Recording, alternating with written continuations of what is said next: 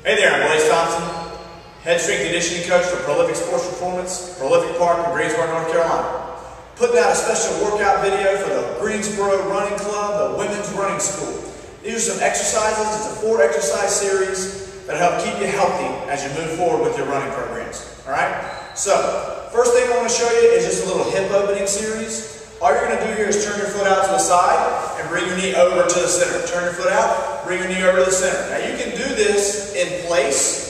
You can also do this running forward. Okay? We want you to turn, circle in. Then you can do the reverse. Circle back out. And you can hop backwards with that one as well. We'll call this barn doors. And I want you to do 15 inside and 15 back outside. Alright, next we're going to start working on a little stability, a little core stability. First thing I want you to think about is squeezing your glute muscles, right? We want to contract those glutes, and we're going to go down into a plank position.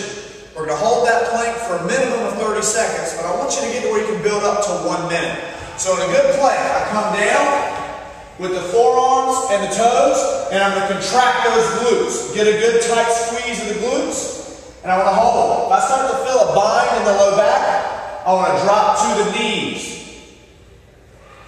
You do not want to feel pressure in your low back when you do this exercise. You're going to try to squeeze those glutes, which will help you fire rectus abdominis, and it'll start to support that core and keep you strong and stable as you run. Okay, next we're going to look at strengthening the outside of the hips. We're doing some abduction exercise with something called the clams. First, I want to show you a little easier level here. It would just be a leg raise. Okay? We can also start firing on the middle medial glute by doing the clam exercise, which is fold your knees up behind you, raise up, and we're going to raise the leg and the hip off the ground. We're also going to raise the leg on top. With this exercise, I want you to get as many reps in as you can in 30 seconds.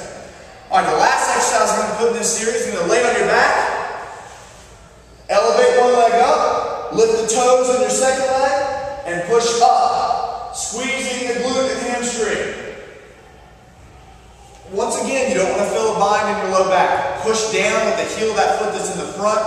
Fire in the back of your leg. You should feel the hamstring and the glute area. You don't want to feel a pinch in your low back or any pressure in your low back. Make sure you're digging with that heel and that stationary foot, reaching up to the ceiling. Ideally, you would do 3 rounds of these exercises. You would do the barn doors, 15 forward, 15 back.